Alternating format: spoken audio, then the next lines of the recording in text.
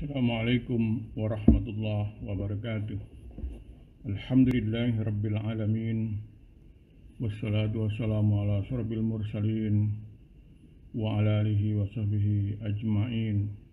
Amma ba'd. Qala Allah ta'ala fi kitabihil karim wa bataghi bima ataqal darul akhirah wa la tansa nasibaka minad dunya wa ahsin kama ahsanallahu ilaik wa la tabghil fasada fil ardh innallaha la yuhibbul mufsidin. Shadaqallahul azim. Para pendengar, muslimin muslimat yang berbahagia, sungguhnya telah banyak sekali nikmat-nikmat serta karunia yang telah Allah berikan kepada kita. Kita sebagai manusia telah diberikan bentuk fisik yang sangat sempurna sehingga kita dapat berbuat apapun dalam dunia ini. Kita diberikan akal dan pikiran oleh Allah sehingga kita dapat merencanakan apapun dalam dunia ini. Dan tentunya oleh Allah telah disediakan alam yang kekayaannya melimpah ruah. Sehingga ketika semua itu kita kelola dengan benar, insya Allah kita tidak akan hidup dalam kesusahan dan kekurangan.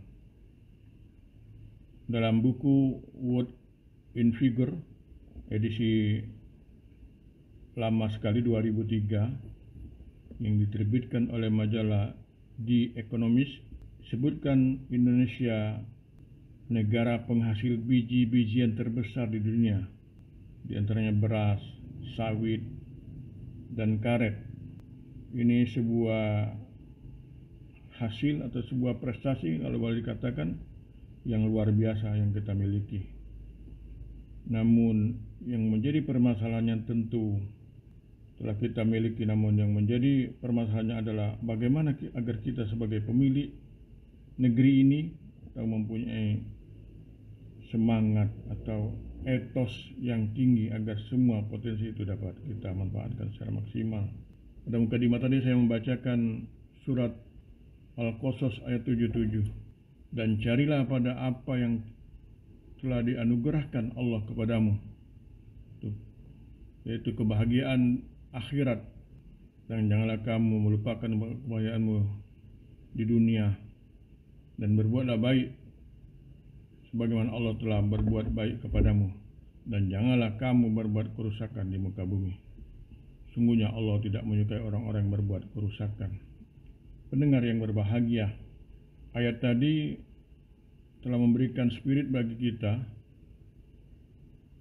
bahwa Allah memberikan kepada kita untuk mencari atau mengejar kebahagiaan kita untuk akhirat, tetapi jangan melupakan nasib dan kehidupan kita di dunia. Ini adalah sebuah konsep keseimbangan atau tawazun yang ditawarkan oleh agama kita, bahwa Islam adalah ajaran yang tidak murni mengajarkan kepada umatnya untuk hanya beraktivitas kepada keakhiratan semata atau sifisme belaka, tetapi juga tidak hanya menyandarkan semua aktivitas keduniaan yang semata-mata berorientasi pada materi atau materialisme belaka, tapi keduanya harus kita usahakan untuk dapat kita raih dan kita dapatkan.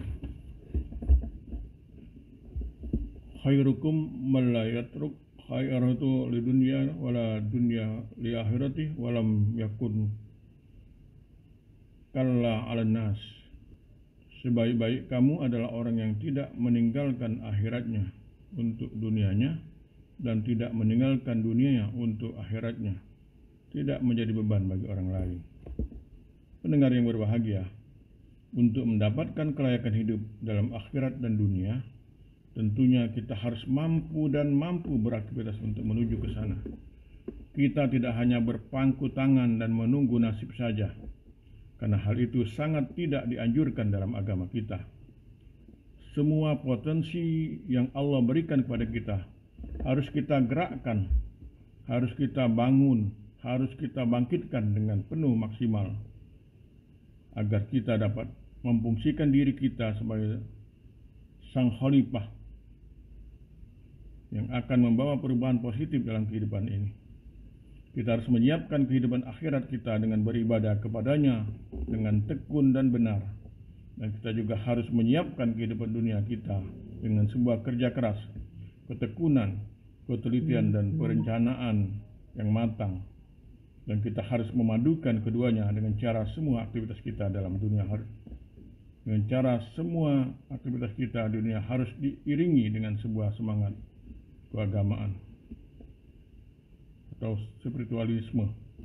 Bahkan dalam ayat lain, misalnya dalam surah Al-Jumu'ah yang sudah pernah kita bahas barangkali, apabila telah ditunaikan salat maka bertebaranlah kamu di muka bumi ini dan carilah karunia Allah dan ingatlah Allah supaya kamu beruntung. Kita diingatkan untuk senantiasa melaksanakan serangkaian aktivitas keseimbangan antara kehidupan keduniaan dan keakhiratan atau akhirat. Dan hendaknya setiap kita beraktivitas untuk keduniaan kita dapat tetap menghadirkan semangat akhirat kita dengan cara tetap ingat atau berzikir kepadanya, baik zikir dalam hati, lisan maupun zikir dalam aktivitas kita. Immal dunyaka ka'annaka ta'isu abadah wa amal li akhiratika ka'annaha tamutu ghadah. Berusahalah untuk urusan duniamu seolah-olah engkau akan hidup selamanya, dan berusahalah untuk urusan akhiratmu seolah-olah engkau akan mati esok hari.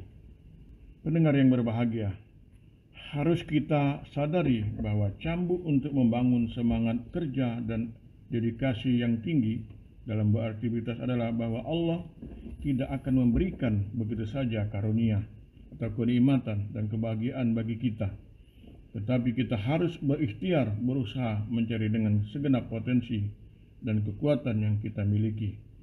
Dan sebesar-besar usaha kita, sebegitu pula hasil yang kita dapatkan. Bahkan dalam ayat lain juga yang tentu memberi spirit bagi kita bahwa sudah menjadi sebuah sunnatullah, bahwa Allah akan memberikan sesuatu yang kepada kita bukan hanya atas angan-angan atau khayalan dan sangkaan kita belaka, tetapi yang akan kita dapat secara real adalah sesuatu dari hasil yang kita usahakan, juga dengan cara-cara yang konkret, rasional dan profesional. Allah telah memantapkan kepada kita bahwa tidaklah akan disamakan nasib dan derajatnya antara seorang mukmin yang duduk-duduk nongkrong saja atau tanpa uzur atau halangan dengan seorang mukmin yang bekerja keras, penuh dengan etos kerja dan dedikasi yang tinggi. Tentu kita akan mendapatkan derajat yang berbeda, bahwa seberapa besar pengorbanan dan kerja keras yang telah kita kerjakan akan seimbang dengan seberapa besar kesuksesan yang akan kita peroleh. Semakin kerja keras dengan etos kerja yang tinggi, akan semakin tinggi pula nilai kesuksesannya, baik di dunia maupun di akhirat. Pendengar yang berbahagia, tantangan hidup ke depan bukannya semakin kecil, bukannya semakin sedikit, namun tantangan kehidupan ke depan akan semakin besar dan rumit atau semakin banyak. Tantangan hidup ke depan harus kita sambut sebagai sebuah tantangan yang harus kita hadapi dengan segala persiapan. Tentu kita tidak ingin menjadi penonton akan kesuksesan orang lain atau bangsa lain. Tentu kita tidak ingin menjadi orang yang akan tergilas zaman dan menjadi beban orang lain. Namun justru kita harus mampu tampil menjadi pendekar kehidupan yang mampu menjadi petarung sejati tanpa mempermalukan lawan. Setiap lawan bersaing kita bukanlah musuh, namun dia adalah seorang kawan yang akan terus memotivasi kita untuk terus maju bersaing memenangkan perlombaan kehidupan. Oleh karena itu, sudah menjadi sebuah keniscayaan bagi kita untuk bangkit menyongsong masa depan, mengisi bangsa yang besar ini dengan semangat kerja yang tinggi dan penuh tanggung jawab.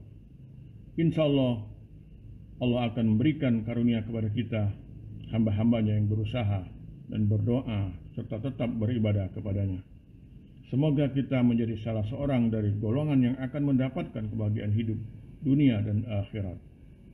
Ini saja yang dapat saya sampaikan pada kesempatan ini. Nasrun minallah wa fatun qarib. Waalaikumsalam warahmatullahi wabarakatuh.